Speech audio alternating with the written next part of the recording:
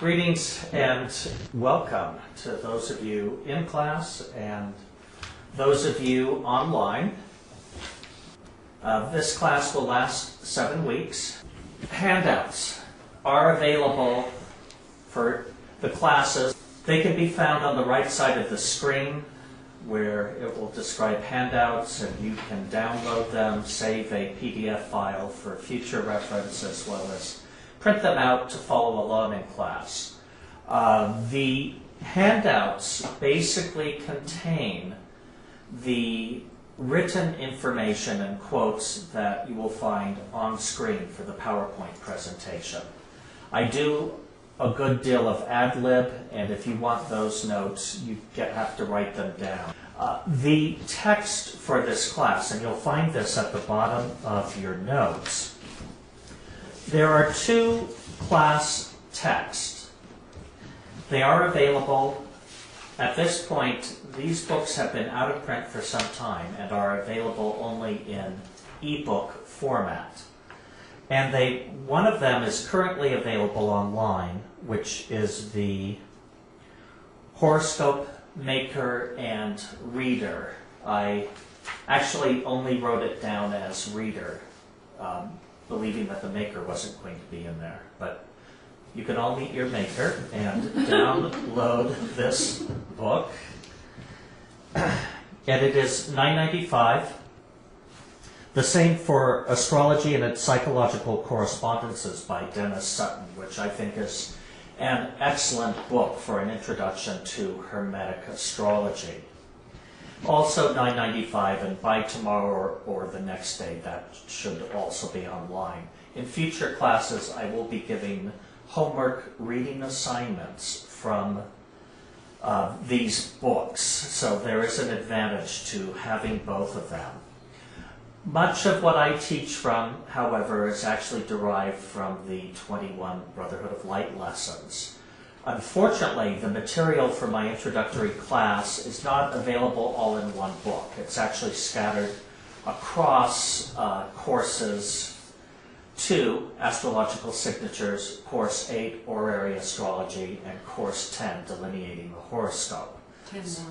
10-1, yes. Thank you. So it can be found in all of those books separately. And the other great piece of promotion here is all of the 21 Brotherhood of Light lessons are now available in a downloadable ebook format or on CD-ROM. This is one way to get 24 different books in one. Carl Jung said, "At the moment, I am looking into astrology, which seems indispensable for a proper understanding of mythology. There are strange and wondrous things in these lands of darkness. Please, don't worry about my wanderings in these infinitudes. I shall return laden with booty, with rich booty for our knowledge of the human psyche."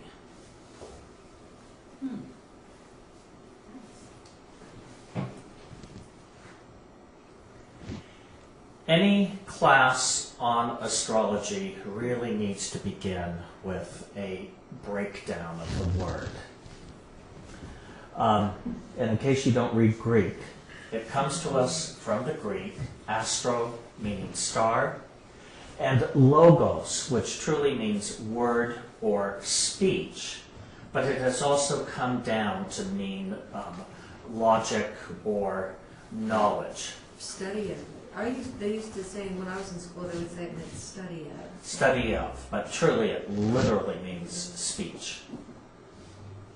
So basically, I like to call astrology star knowledge.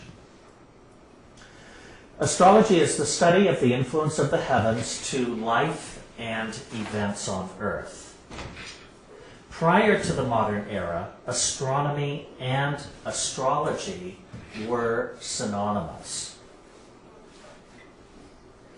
Astrology astronomy, I should say, actually was developed as a means to gain greater skill with astrology, and this was true up through the times of Kepler and Copernicus and Galileo.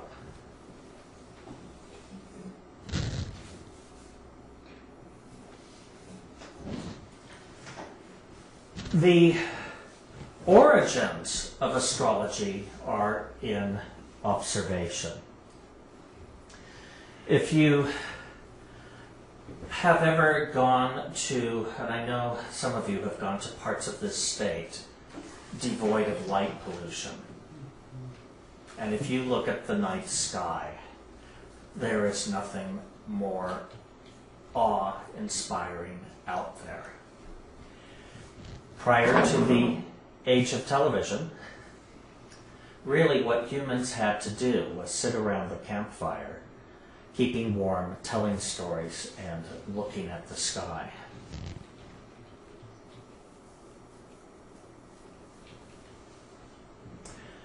Perhaps the earliest written form or symbolic form which shows a knowledge of the human understanding astrology was a crescent-shaped antler with 13 notches, which was discovered in a cave in the Pyrenees. I used to have a book that had this image in it. Here are some other similar types of images of prehistoric artifacts. This is perhaps the earliest evidence of ancient humans observing the stellar-human interrelationship. Why would the number 13 be particularly important? Any ideas? Well, it's actually the number of days that falls between the visible new moon and the full moon. And like many animals that are tied into a biological cycle that is also lunar influenced, early human mothers menstruated with the full moon. And you can only imagine this was an important time for them, and they would want to be able to note the number of dates. They were able to recognize that interrelationship between the moon, symbolized by the crescent form of the antler, and their monthly period. Now, around the world, different systems of astrology developed in the ancient centers of civilization. Many forms of ancient architecture,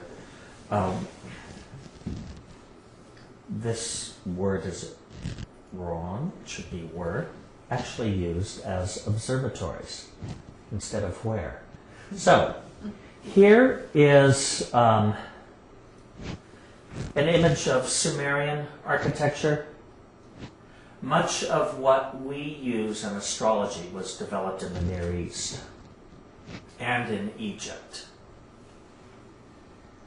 Though there are structures here in the New World that are aligned to the solstices and equinoxes, as well as other symbolic planetary activities that are encoded numerically into the structures themselves. That lower image there is the El Castillo at Chichen Itza in the Yucatan. Up here, I can't remember, I believe this is a sighting stone that is in the Andes, and I believe it's Machu Picchu. And in India, also China was a great center of astronomical, astrological learning. Now, there are similarities between and differences between the Near Eastern and the Egyptian astronomical systems. these, as well as there are between Indian, East Indian, and Babylonian systems of astrology. Those three systems all have interrelationships. The systems in the New World, both Mayan and Aztec as well as Incan systems, developed separately, as did Chinese astronomy, astrology, developed separately from the Western system.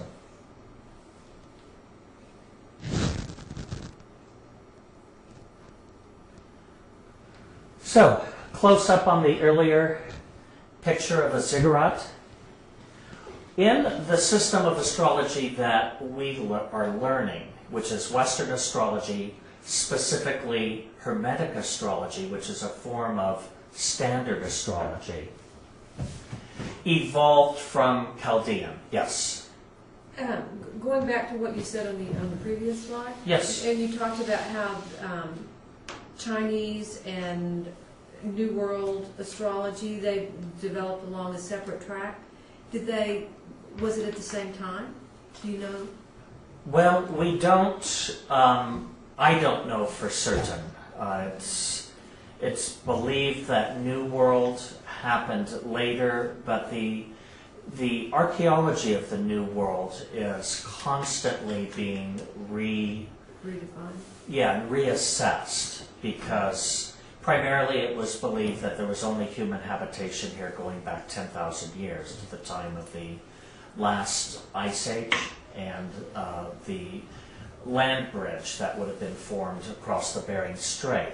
But there are actually archaeological digs, both in Chile and in Florida, that have finds that are dated much earlier than that. I believe going back 30 or 45,000 years. So the point to all of this, and I actually go back and forth in my personal convictions about it, depending on what authors I read. But from the time of Plato forward, there has been speculation on what was called Atlantis. We have no proof of this. I mean, there's folklore about this. There is evidence popping up in different parts of the world which emphasize stellar knowledge, and there are sort of crossovers of culture and traditions, and certainly there is folklore all around the world of great floods and people arriving by boats. So there is a possibility that there may have been, some culture prior to all of this, or it may be symbolic. Atlantis might represent something else other than a place of human occupation. But even Zane in his writings was an adherent to the belief at that time that there was a pre-civilization, and that, knowing of the impending doom, that priest of stellar wisdom set sail and had contact with 7 centers of civilization and left their mark there. Though the systems, although there are certain things numerically that come up repeatedly in all of these cultures, there are other things that are so different that it's hard to imagine that they actually came from a literate, pre-culture. So for me, the jury's still out on all of this. And I don't know if I actually answered the question, since I forgot it. Well, yeah, you did, because that Okay. was the reason I was asking the question. I was wondering, did they all just spontaneously develop a system of astrology, or was there something that might have connected them together? Or that was really the question I was trying to get at. So yeah, you did. So back to the Chaldean, the Assyrian, Sumerian, Babylonian. the area of Mesopotamia, which means between the rivers, the Tigris and the Euphrates, is where at least, in acceptable archaeology, this is where we believe civilization started. Though even that's always being rewritten, and there's discoveries of sculptures and things that are now believed to be of human origin 200,000 years old. So, It's been around. Yeah, it depends on which system you want to work with, and I think I think folklore is incredibly valuable, oral tradition, and I think science is incredibly valuable, and one has to find a balance between the two of those because science is constantly rewriting itself. So, anyways, here, Mesopotamia. What we use in astrology today that came from this region are the 12 signs of the Zodiac.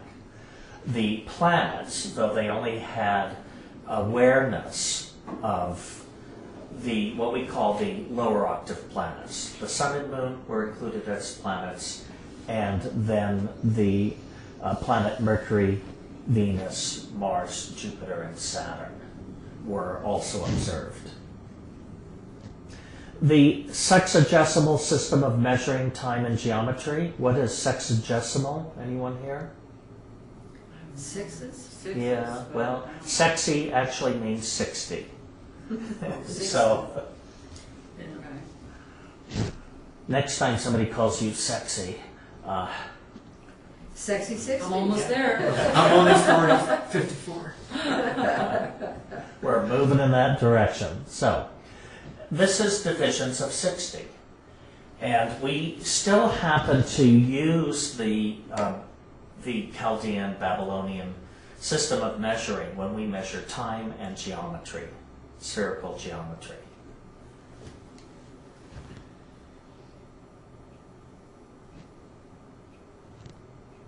Come on. All right. The real gift to us from the Egyptians in all of this, besides really profound lore, and these architectural wonders left behind, which are actually believed by many contemporary authors to be aligned to constellations. But the Egyptians developed the decans, which are the 10-degree sections of the zodiac that are still in use in Hermetic astrology. And basically what they were doing, their observation was observing the eastern horizon prior to sunrise and dividing the sky into basically 10-day or 10-degree sections and 36 decanates.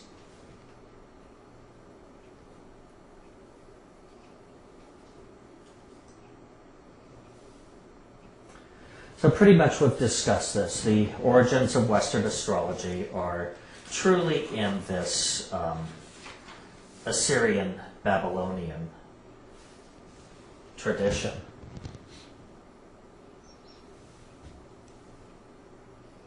And I'm repeating myself. That's very good for... We learn through repetition. Yes, we learn through repetition. All right, here we have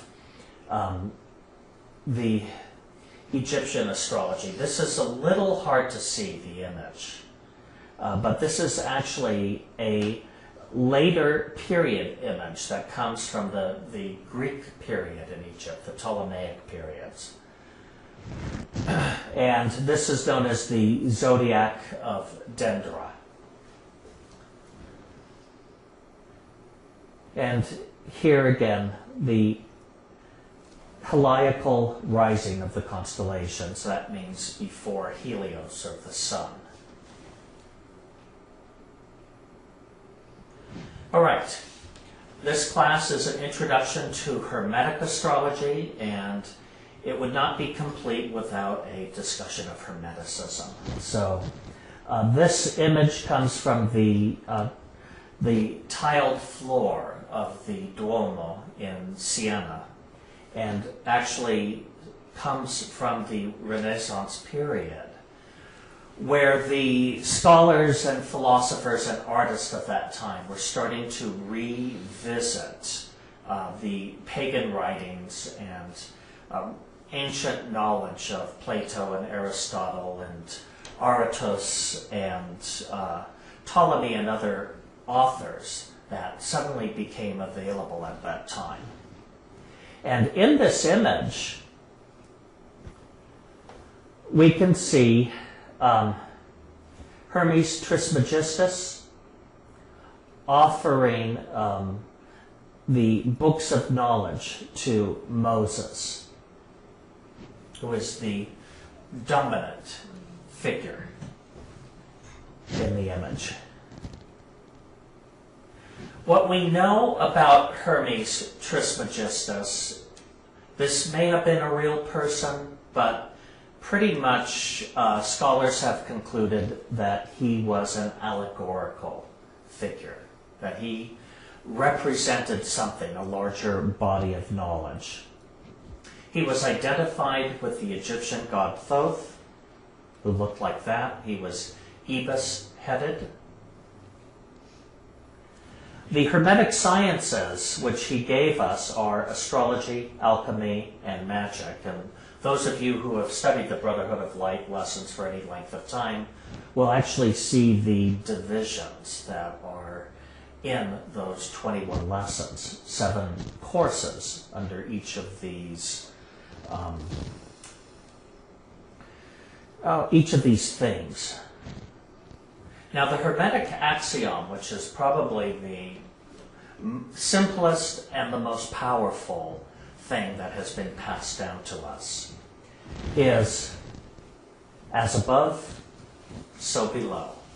That forms the key of Hermeticism, that the microcosm is a reflection of the macrocosm.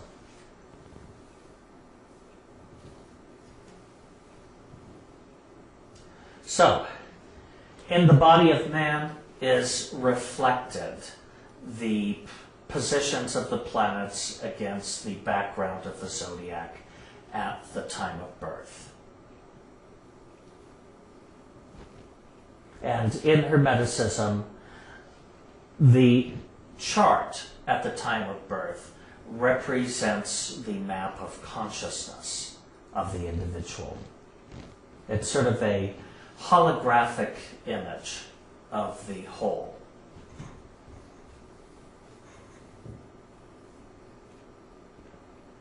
In our studies, we use what are called the 2 keys. The gold key can also be referred to as the written tradition. It is considered to be scientific, and it accords with astrology, astronomy, which is basically the script written in the heavens. And gold is the metal ruled by the sun, so it's considered to be masculine in nature. The silver key is the oral tradition. This is not scientific, and as I said earlier, one has to constantly weigh folklore and oral tradition against what's discovered by science. Just to give an example, many of the modern medicines are actually discovered by I'm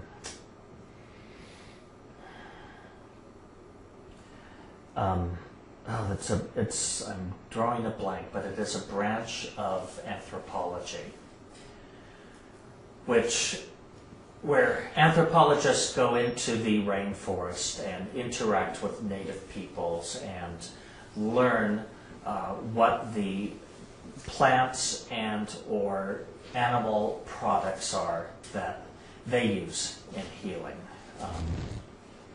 And of course at 2 a.m. this morning I'll wake up remembering what the specific name for that area of study is.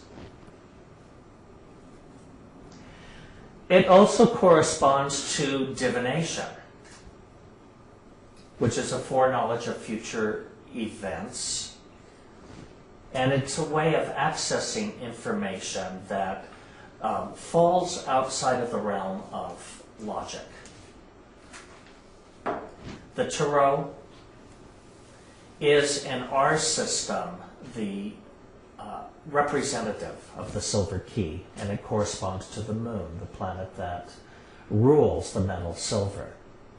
So people tend to go down one or either of the paths. Knowing both paths is really important because the tarot offers us pictured representatives of astrological knowledge, but it's in a symbolic language which tends to speak more clearly and directly to the soul through imagery. Here, Anthropobotany? yes, anthropobotany is one of them, but it's a pharmaco. I forget the remainder of it, but anthropobotany is one ethnobotanist. There you have it. It's ethnobotany. Yeah, that's what she has. And that's what Peg said. Peg, thank you, Yeah, Peg. ethnobotany. I'm glad one of us has a memory. All right.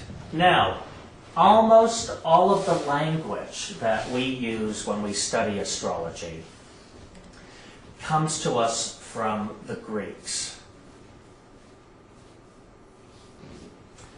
Why? Under Alexander the Great, the Greeks conquered both Mesopotamia, and under his general Ptolemy, they conquered Egypt.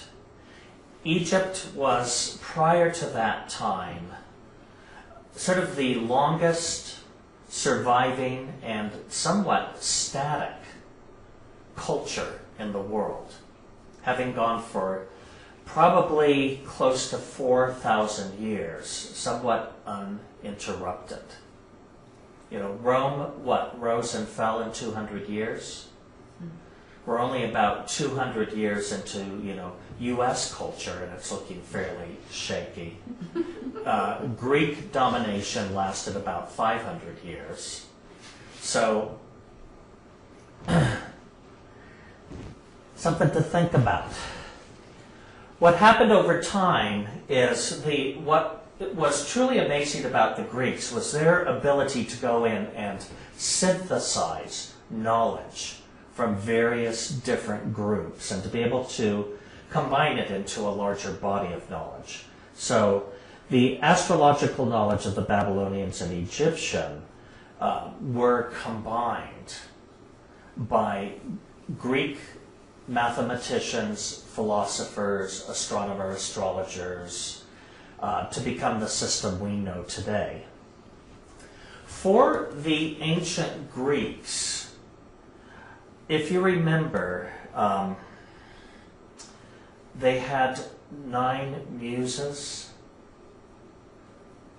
If you've ever been to a museum, it's actually named after the muses, of which one was Urania.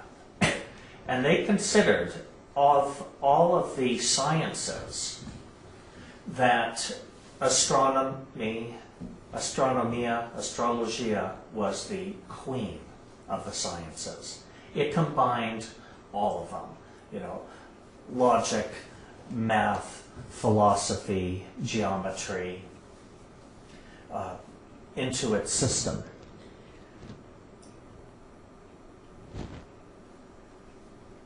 And there she is. The muse. What's that? Pretty sexy. Yeah, sexagesimal system. There you go. Yeah, definitely Urania's hot. And her symbols were the globe and compass.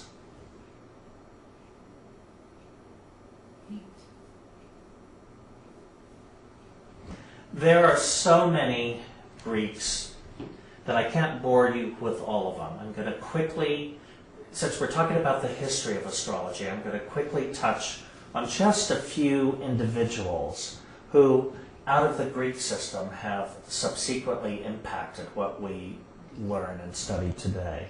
Perhaps preeminent among them was Hipparchus. You can see he's a Greek mathematician who lived approximately 190 to 120 BC. Born in Turkey, but remember, back then, that part of Asia Minor was Greek culture. And he is the person who discovered the precession of the equinox. This is the fact that the equinox moves backwards through the zodiac 1 degree every 72 years. So I think it's approximately 2,150 years to an astrological cycle where the equinoctial collier moves backwards through each sign of the zodiac.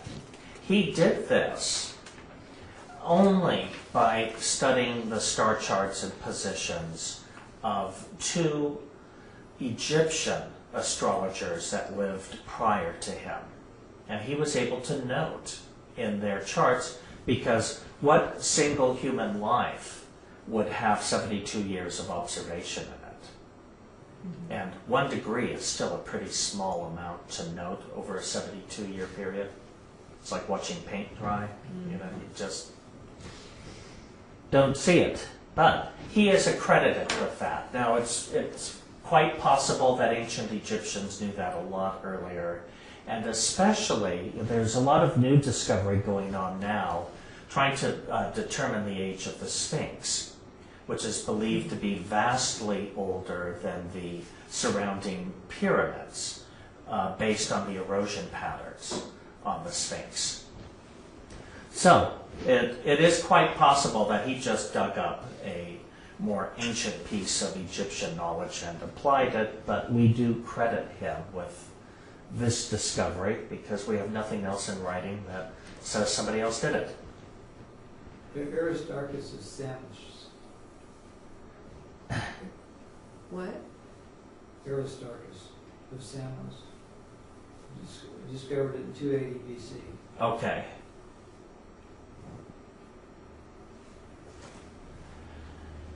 All right.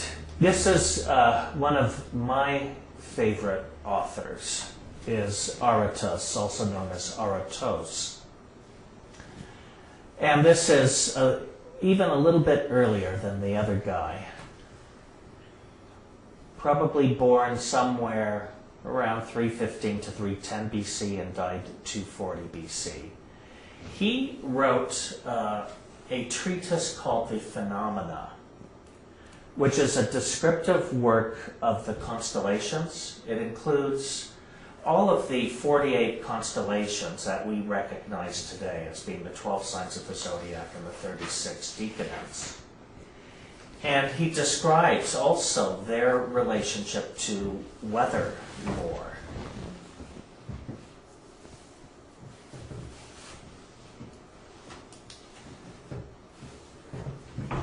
All right.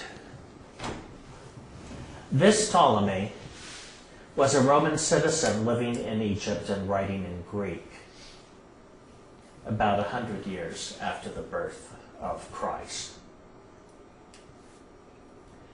And he wrote 2 books, the Almagest and the Tetrabiblios, which are sort of the Bibles of astrology.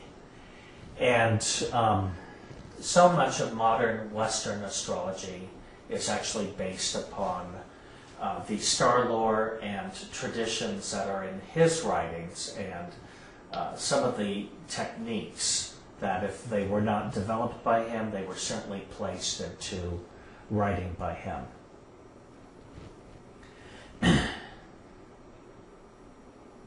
So, here you can see the word horoscopic astrology. This is the astrology we know today. Backpedaling a bit, if we go back to what we know about early Egyptian astrology and Near Eastern astrology, it was less about describing the horoscopes, the character, the psychological makeup of individuals, at least from what can be determined by the writings left. And I got to see this last summer when I was lecturing in Chicago in June. I had the opportunity to visit the Oriental Institute on the campus of the University of Chicago, and they had quite a lot of cuneiform tablets and other artifacts there, some of which were specifically astrological, astronomical, and really what their concerns were what we would call today mundane astrology.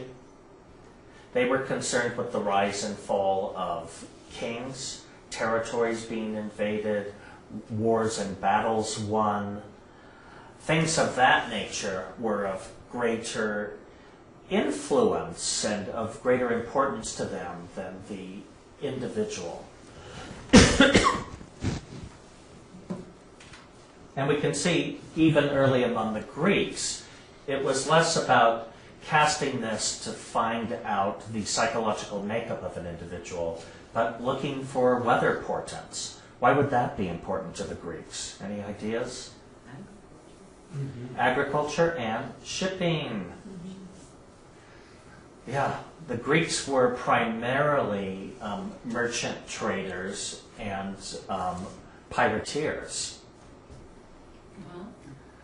They were like the Vikings in their day, who would just descend upon villages and, rape, pillage, and loot, and then move on. That was their way of living.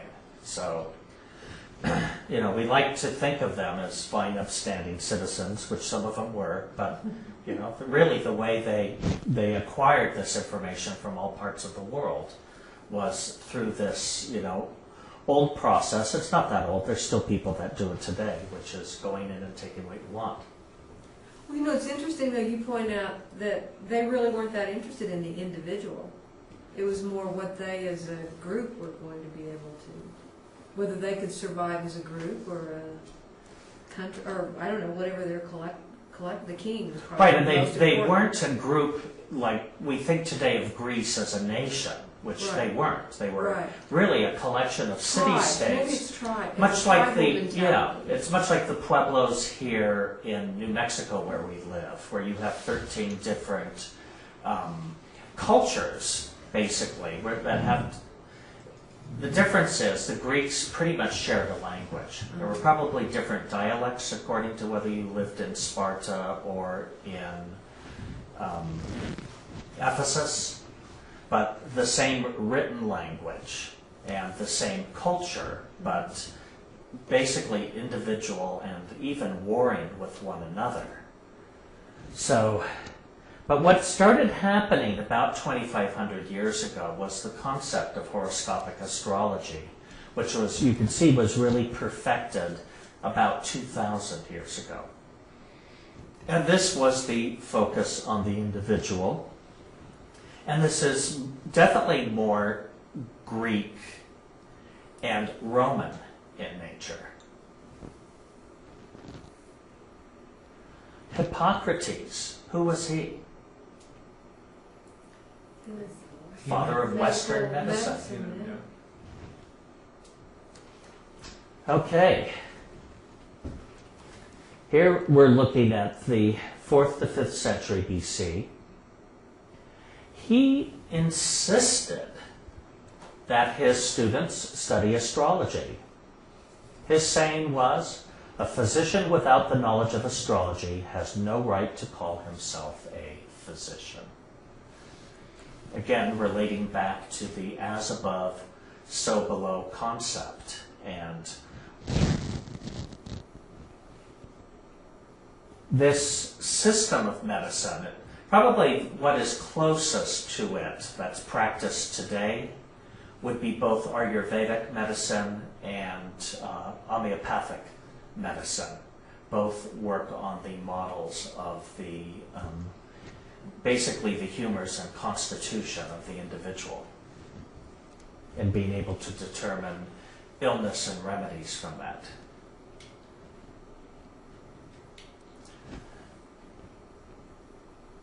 Has anyone heard of a disaster? Lots of them. Yeah, Lately. most of us have had plenty in our lives, but it is a word which shows that how astrology has permeated our language. It means ill-starred. A catastrophe. Ever had one of those?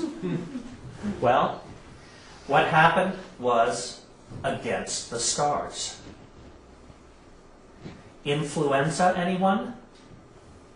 Oh, wow. Under the astrological influences. It comes from the Italian. Anyone here speak Yiddish? Mazel tov. Basically, you're under a good constellation. When you say mazel tov to someone, we interpret it to mean good luck, but it basically means may your stars and planets be good. And any of you who watched Laverne and Shirley in the 70s probably also know the term schlemazel. Or if you spent a lot of time in Jewish households. Well, basically, it is an ill-starred person. A schlemazel is somebody who is always having disasters and catastrophes. So that's just an example of how astrological language has permeated our culture. You know, other examples of that could be the days of our week. You know, Sunday and Moon Day are really straightforward. But the other days which we use in English, in Latin-based languages, with the exception of Portuguese, basically the other days of the week after the sun and moon, they follow the order of the planetary hours. So we've got sun, moon, Mars, Mercury, Jupiter, Venus, and Saturn. Only we use the Nordic equivalent for those gods. Tuesday, Wednesday, Thursday, Friday, but we go back to Saturn Day. So Saturn Day, Sunday, and Moon Day still maintain their Roman planetary associations. All right, horoscope. This actually comes to us from the Latin horoscopius. Anyone know what an horologist is? Clock maker. So, the word our view. What happens in a horoscope? This point on the eastern horizon is changing every 2 hours. So that is the hour view. Now, old systems used 6 daytime hours and 6 nighttime hours, 12. Modern clock system, which we have on our wall, we have 12 daytime hours and 12 nighttime hours.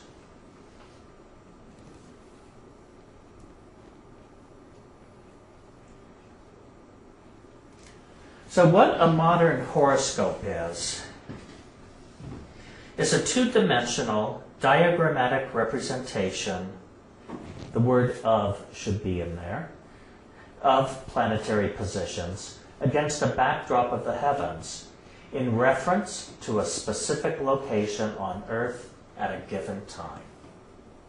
That is what we're looking at when we learn horoscopic astrology. This modern practice that has only been in use for a mere 2,500 years.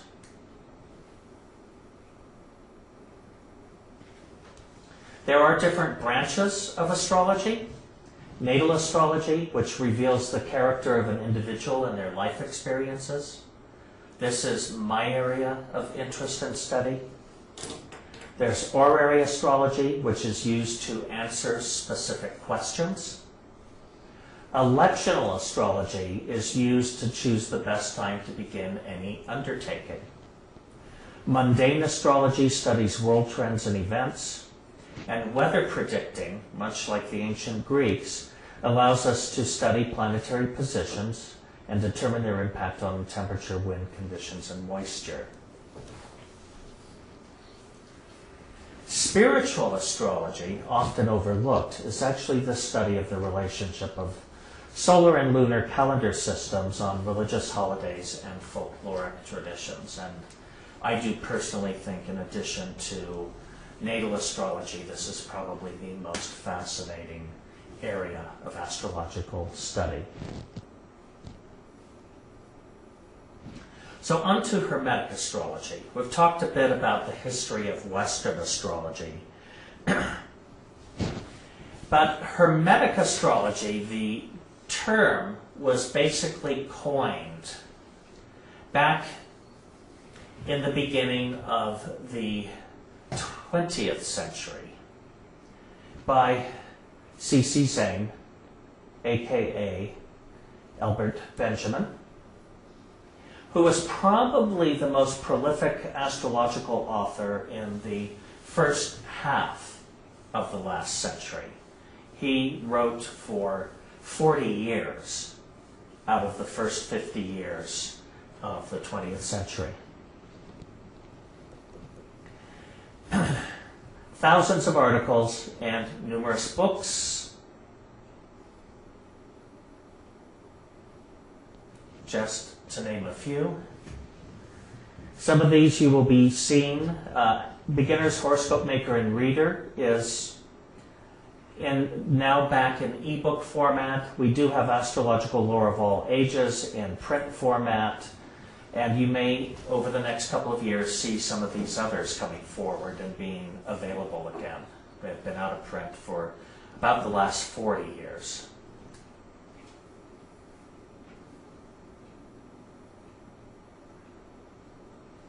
Now, under the aegis of the Brotherhood of Light / Church of Light, and using the nom de plume of C.C. Zane, he authored the 24 books that comprise the 21 Brotherhood of Light lessons. Here are images of a few different incarnations of these lessons. I left out the black book. I'll have to get one of those in there. And the little blue pamphlets, which were favorites. His astrological system, for which he coined the term Hermetic, combined ancient practice, contemporary mathematics, and an active research department. And his work would impact future generations of astrological notables.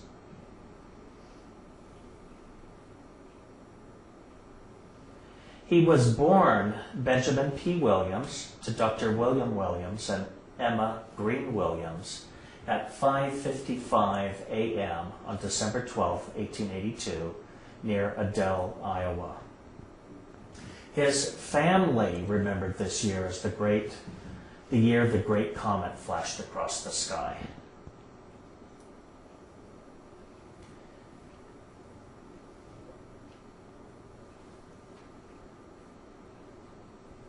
Benjamin was a natural seer, and he had many psychic abilities and experiences in his youth. In The Next Life, which is the penultimate book in the Brotherhood of Light lessons, he describes an incident from his youth where he used his psychic abilities to help locate the missing bodies of 2 drowning victims. Throughout the lessons, it is so infrequent that he includes any personal information, and this is pretty fascinating, just from both that perspective and what he was actually able to do. Now, in 1900, at the age of 17, he began studying astrology.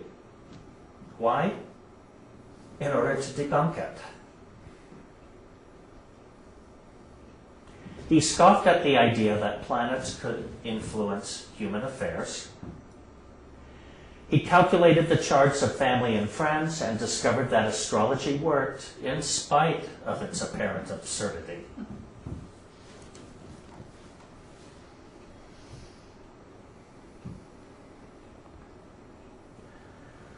Certain authors who young Benjamin studied alluded to a mystery school known as the Hermetic Brotherhood of Luxor.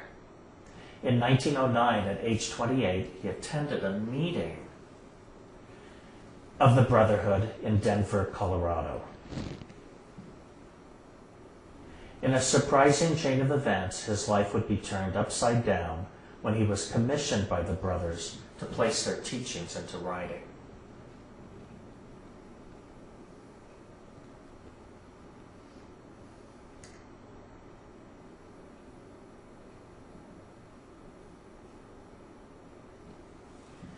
Benjamin had studied at Iowa State University to become a naturalist. He was instrumental in the founding of a bird sanctuary in Los Angeles County, and you will see his knowledge of natural history coming up across all of the lessons. Of course, having been written anywhere from close to 100 to 50 years ago, 60 years ago, when the last edits were made in the books. Some of the natural and scientific information is outdated, but the concepts that he discusses are pretty remarkable. His wife wrote in 1940, "He was subjected to much ridicule by his relatives for believing in such bunk, or for trying to get them to believe in it. Here were people close to him who were representatives of the well-educated, who scoffed at the thing which through rigorous experiment he found to be true. He decided that for all he knew, there might be whole continents of phenomena which as yet had not been explored." She goes on to say, he would still be a naturalist, but starting with that winter of 1898 to 1899, the natural history in which he would specialize and in which he would try to be useful to his fellow man would be the natural history of realms and forces not commonly recognized.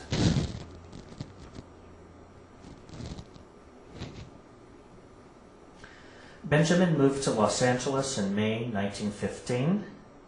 On November 11th, 1918, the Hermetic Brotherhood of Luxor disbanded, and the Brotherhood of Light opened its doors to the public. And there's a picture of one of the very early classrooms in Los Angeles. I believe this was downtown, or around downtown. This was either on 6th Street or on Virgil.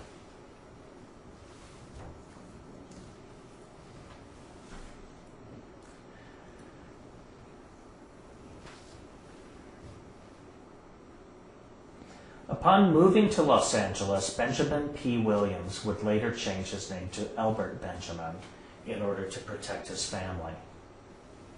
His father was a doctor and a deacon in the Disciples of Christ Church, and Benjamin's interest in occultism and astrology were frowned upon in his community.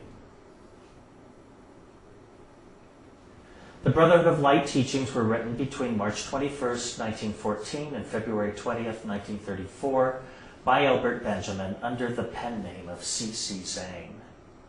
Benjamin chose to use a pseudonym for any writings he did for the Brotherhood of Light in order to keep the work separately identified from the writings he published under his own name. Here he is at his typewriter. Many of us had the opportunity to spend time up on the hill on Coral Street, which actually was east of Los Angeles and overlooked downtown Los Angeles, and was back up until 1960 readily,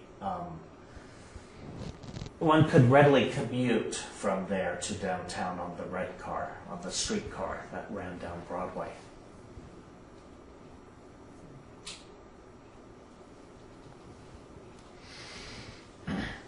C.C. Zane saw himself not so much as the author of original thought, but rather as an amanuensis or scribe, writing down the information he received from the inner plane brethren. He would subject his impressions to rigorous research and find comparisons available in the contemporary science of his day.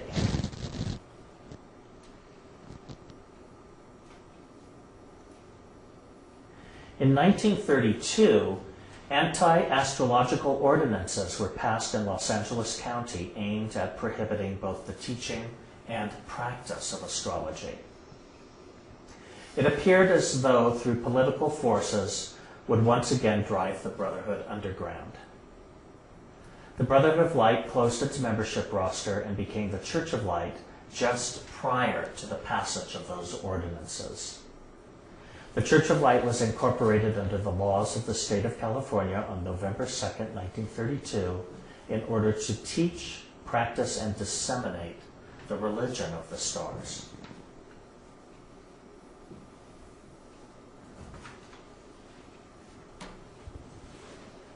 Here's a wonderful quote from Edward Dome. Astrology is the science of finding and utilizing the natural potentialities as indicated in the planetary chart at birth. It becomes a religion when it shows the individual how these natural tendencies can and should be utilized for the benefit of all mankind and for the furtherance of the purposes of deity. So, for us, astrology is religious. Back to the classroom. In the late 30s, the Church of Light Quarterly was being mailed to 16,000 students free of charge. Church of Light classes were open to the public on a free will offering basis. They still are. Please offer freely. Well put. During the Great Depression, many persons benefited from this policy who otherwise would be unable to afford classes.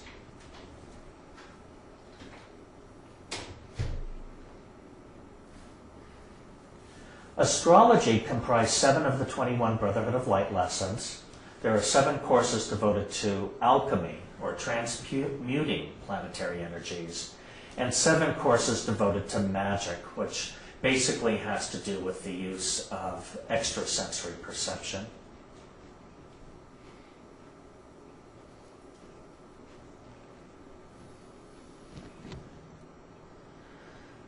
All right. C.C. Zane was a unique leader in that he opposed hero worship and cult-like behavior. He discouraged members from taking any of his writings on blind belief, but rather encouraged them to subject them to rigorous testing of their own. Church of Light members were given freedom of conscience and encouraged to study as many things about religion, science, and the mysteries as they could, and then ultimately draw their own conclusions. Within the first half of the 20th century, these teachings were distributed around the world, and like the writings of Bailey, Blavatsky, Steiner, and Heindel, the works of C.C. Zane have impacted the lives of thousands of students of Western occultism.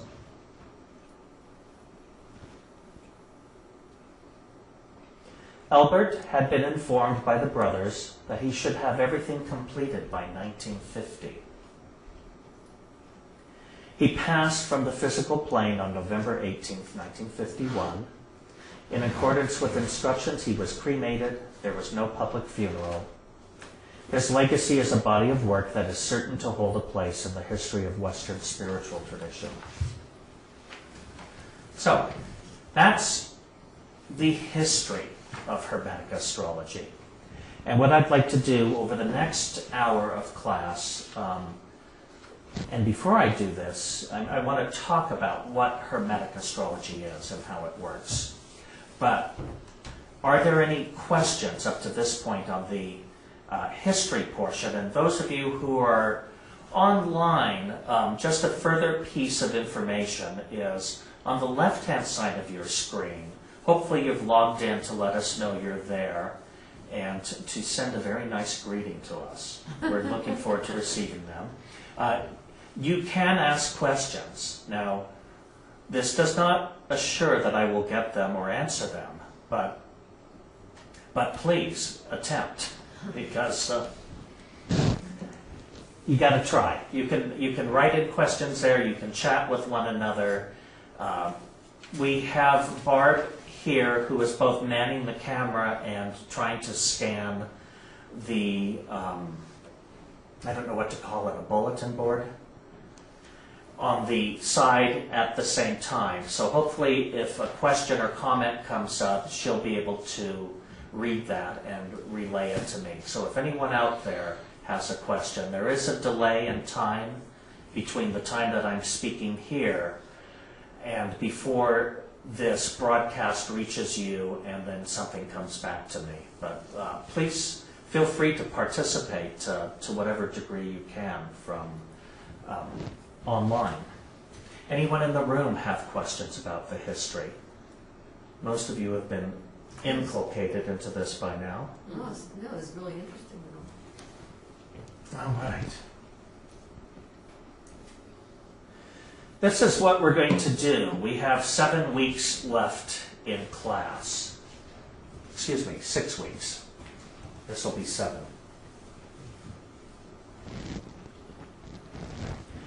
This class is going to be on exploring the building blocks which are essential to the Hermetic system of astrology. And those building blocks are basically known as the 4 factors of astrology. These 4 factors are generally used to some degree in all forms of astrology. And they form the basis of what has been called standard astrology. They are the 12 signs of the Zodiac, which we will discuss next week, 10 planets, 12 mundane houses, and the 10 aspects all comprise the 4 factors of astrology. Now, in addition to those 4 factors, Hermetic astrology also uses what are called Astrodynes.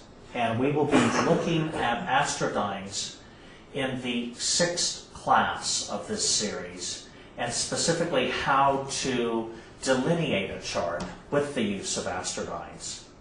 The Hermetic system also uses the Hermetic system of progressions, which I believe I've taught in a previous class, though I don't know if it's archived or not. I'd have to do a little research. I believe I taught that last year, and I think it's archived, so that is more advanced.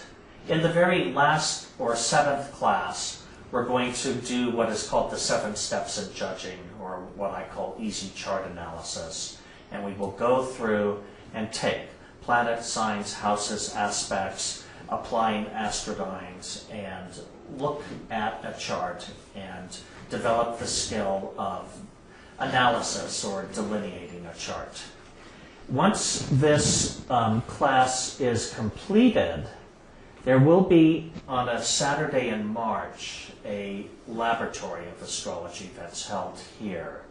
Unfortunately, we will not be broadcasting it, only because the individuals in class may be addressing specific things about their own charts that they don't necessarily want to have accessible to everyone everywhere in the world. So that will just be an in-house private exploration. So what is an astrological chart? And this is, again, the question we have to ask. And in a beginning class, it's something that needs to be explored, but I've actually found that so often it's just glossed over. And What we are looking at when we look at a chart is a two-dimensional map of consciousness. I like to refer to the astrological chart as being our spiritual DNA. And just as there are basically 22 runs on the DNA chromosome, there are 22 key factors that we use in Hermetic Astrology, these being the 12 signs and 10 planets. It has been called a blueprint of the soul. And what it does is the astrological chart maps our dominant trends in thinking.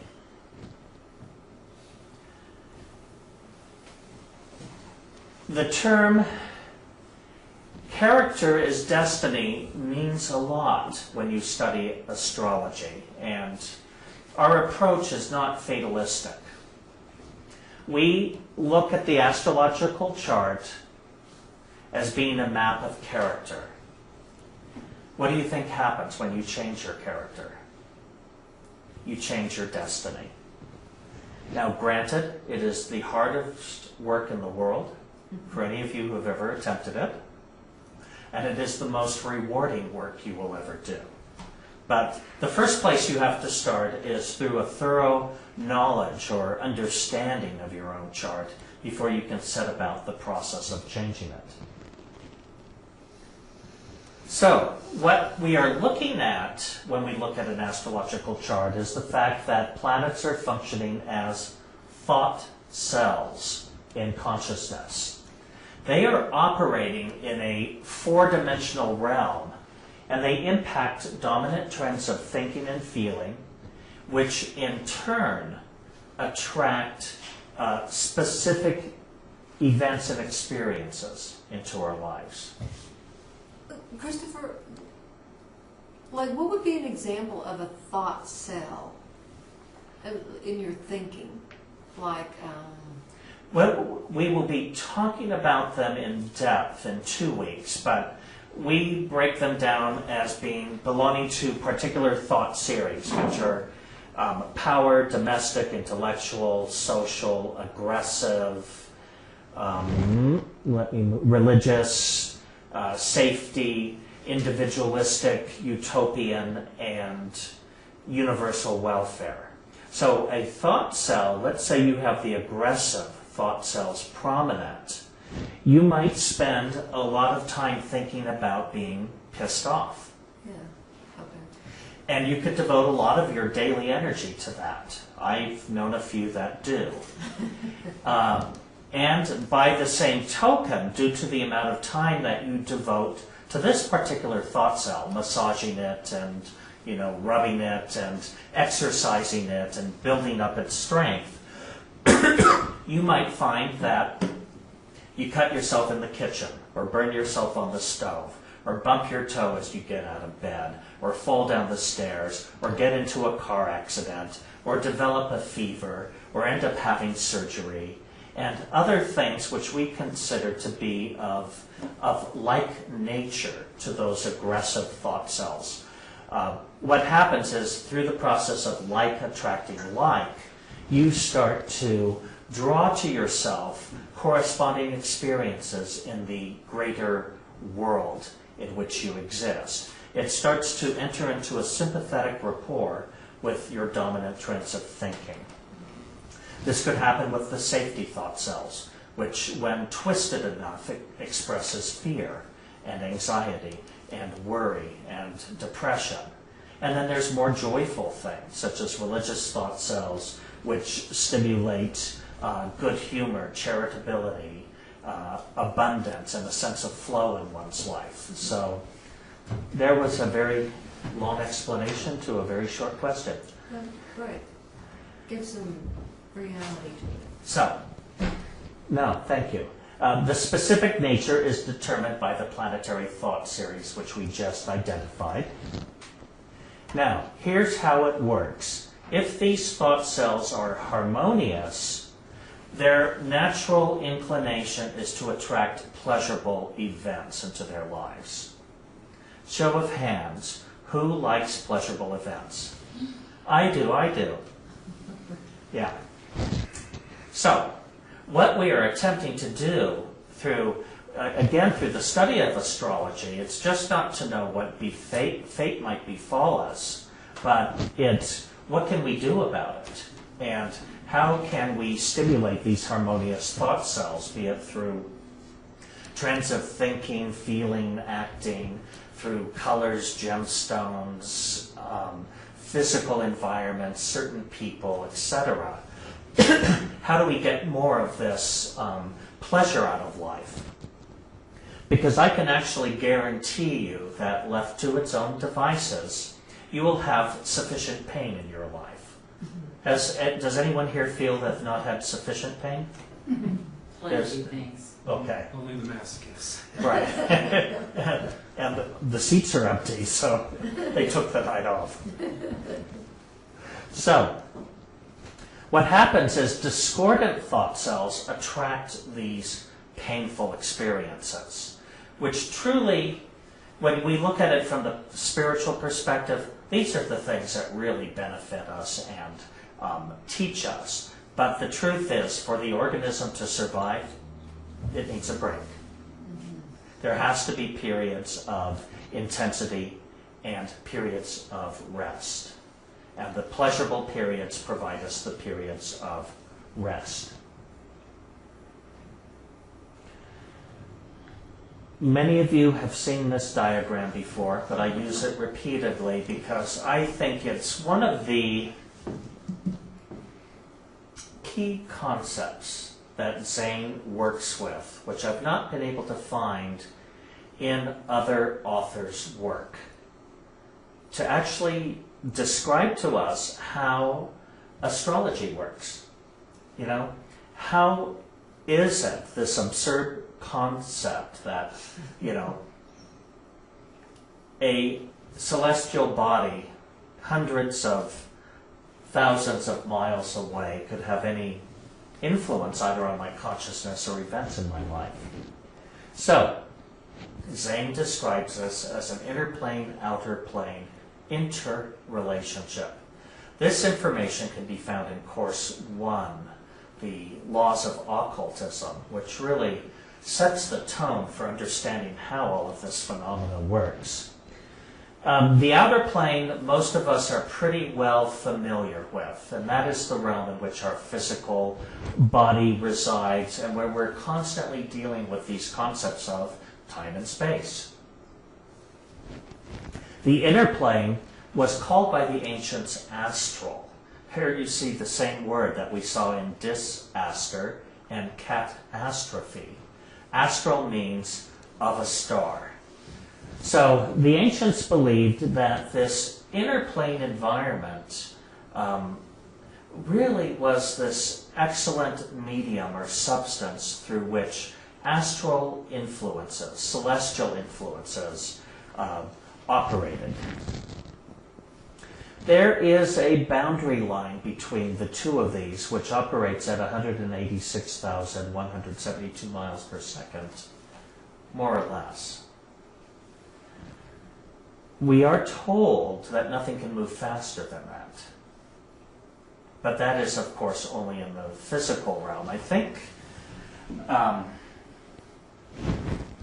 physics have never been the easiest thing for me to understand because I failed algebra 3 times and never got beyond that.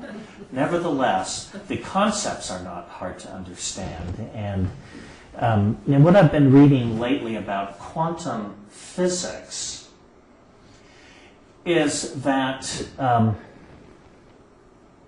forget what they're called, photons? But basically there are,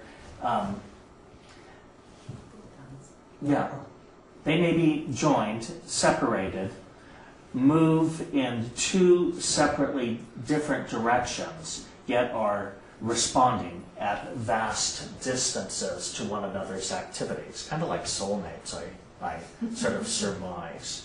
on a certain level. So there are things that seem to be moving faster than the speed of light, which if over distances, microscopic points can be interconnected to one another. There is something else out there where all of this is operating. So, there are your photons, or your soul, your unconscious mind, operates in this realm which is moving above the speed of light. Heretofore to be referred to as the etheric boundary line, the EBL. Here your body is on the physical plane. There is a connection between the two of them, usually described in the chart as the line that runs from the midheaven to the ascendant. But I imagine that's just a symbol. It is something much more subtle, and if this may be stretching it a little abstractly too, but I was certainly the other night when we were watching fractals and this process of going into self-replicating patterns, into smaller and smaller levels, that there has to be a point where they sort of cross over into another plane, where they get so infinitesimally small. So I also like to look at an astrological chart almost from that perspective, much like fractals, that whatever these patterns are that's set in place at birth, they become self-replicating patterns that express in the larger organism. And where we can find this most evident, I think, is in stellar diagnosis for health. Do you suppose this is where his idea for Hermetic Astrology came from? So the as above, so below? Yeah, I do. I think that is, and it's, of course, not said earlier, but in the Brotherhood of Light symbol that has popped up repeatedly through earlier slides, and even the Hermetic Brotherhood of Luxor, the two interlaced trines represent that mirroring in the physical of the other plane experience. Now, again, much like these fractals, which can be infinitesimally small yet impact the larger pattern, the inner plane interpenetrates and has a molding effect over the physical. And the way astrology works is that events are happening in our soul, in this timeless, spaceless substance, before they filter down to the slower moving physical or the outer plane. This is pretty much how astrology functions. And that takes us to the law of attraction, back to your question earlier, Vicki, which is give me a concrete example of how a thought cell impacts your life. Basically, we engage in particular trends of thinking and feeling. And the nature is like attracts life. So we draw events and experiences into our lives which mirror these states of consciousness. And they might be thoughts of abundance and prosperity, of flow, thoughts of good health, radiant vitality, energy, thoughts of affection, companionship, belonging, or they might manifest as thoughts of lack and deprivation or poverty, of injury and or lack of vitality or health, or they could manifest as solitude and not belonging. And we could go down the list with multiple examples of things, but I could fit 6 on the screen. Now, what I want to discuss in the end of tonight's class is specifically what we'll be studying over the next few weeks. Are there any questions or comments yet from the peanut gallery? No? I know you're out there. All right, I'll have to entertain myself with those in the room. Well, want to hear about sounding boards. Sounding boards.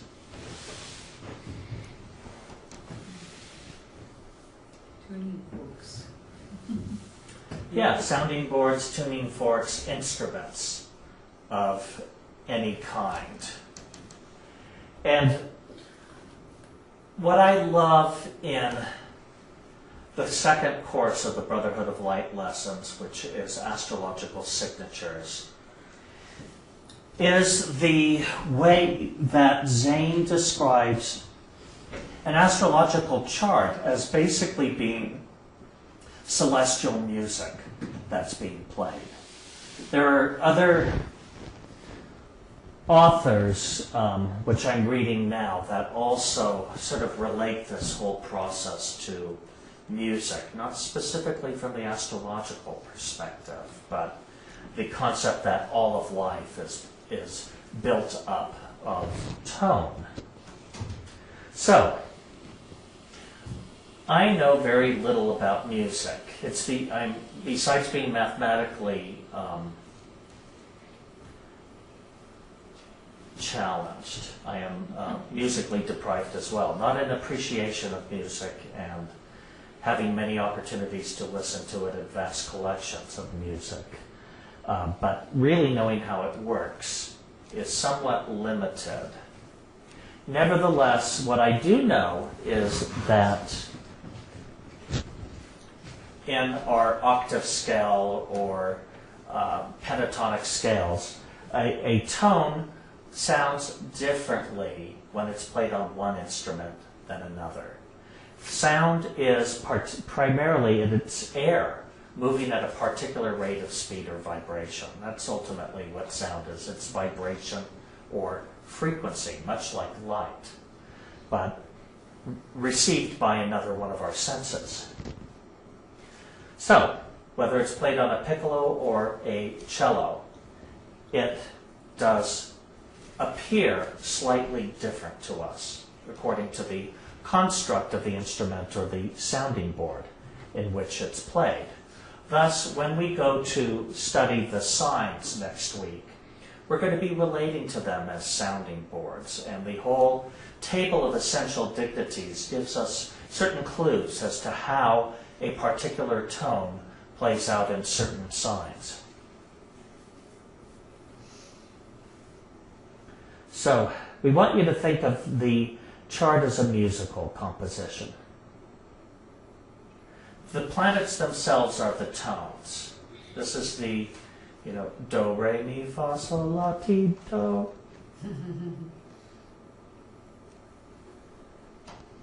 And not knowing music, this could just be BS up on the board here. I have no idea what those symbols say. Could say eat Chinese or something. Each planet expresses a distinct vibration as each musical note is distinct in its frequency. We can relate them to colors. We basically relate them to thought cells or what is described as urges. These are the motivators in our soul. When we get to the 6th class, we're going to actually talk about how the level of motivation is measured when we look at Astrodynes and how one can actually use a chart to better understand their personal hierarchy of needs. The houses, which form a miniature zodiac within the zodiac, these are the things that turn every 2 hours and are the horoscope, the hour view that we're looking at. They correspond to the auditorium.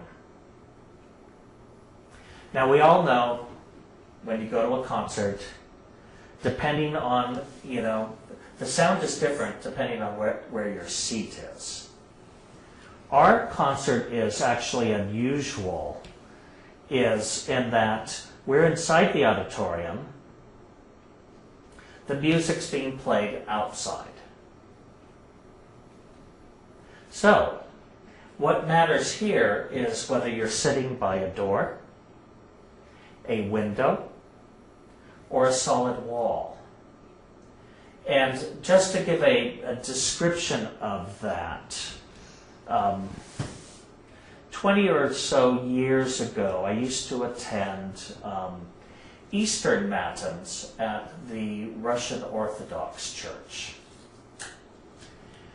And part of that ritual that takes place is at midnight, the carillon of bells rings, and half of the faithful go outside and process in candlelight, chanting around the outside of the sanctuary.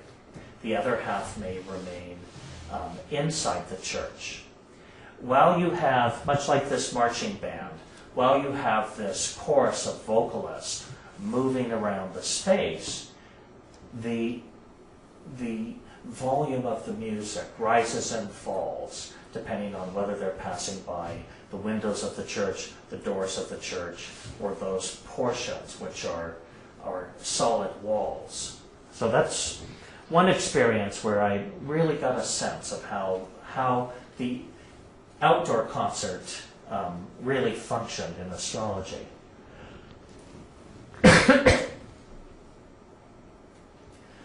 The composition of this musical piece, which is your being, is determined by the aspects in the chart. And these are basically geometric relationships between the planets.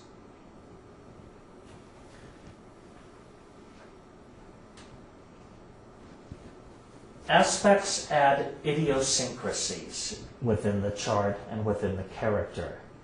They add conditioning energy, which is the stuff that kind of catapults us into thinking harmoniously or discordantly about certain areas of our lives.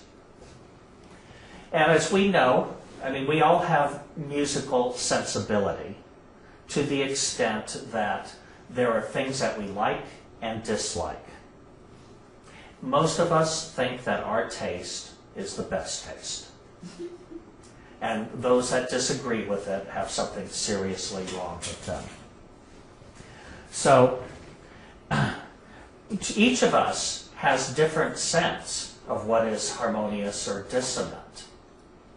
You know, if I hear a card with loud hip-hop music going down the street next to me, might set my teeth on edge. There are other things I might respond more favorably to.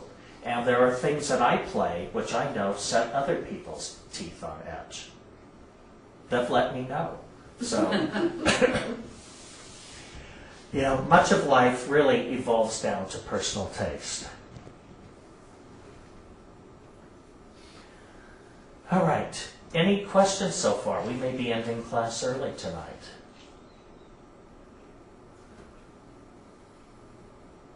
All right. Here we go. Class text. Astrology and its Psychological Correspondence, Dennis Sutton. It's actually the horoscope Maker and Reader by Albert Benjamin. These are both available online as downloadable ebooks. As far as I know, the horoscope reader is available currently, and within the next day or two, the Astrology and its Psychological Correspondences will come available.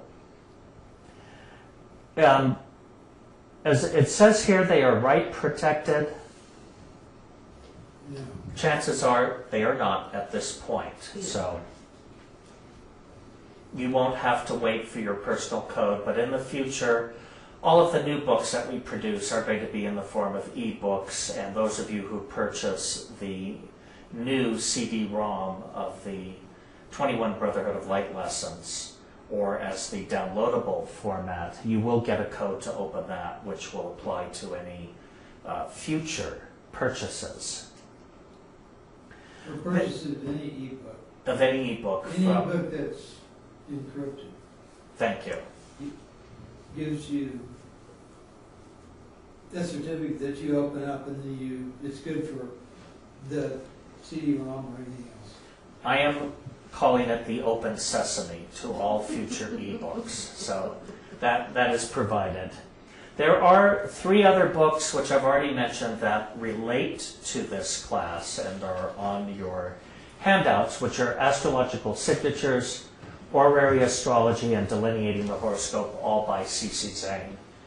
And there's a wealth of other books written by Hermetic writers such as Doris J. Stone and Lynn Palmer, Ken Stone, that are all very useful.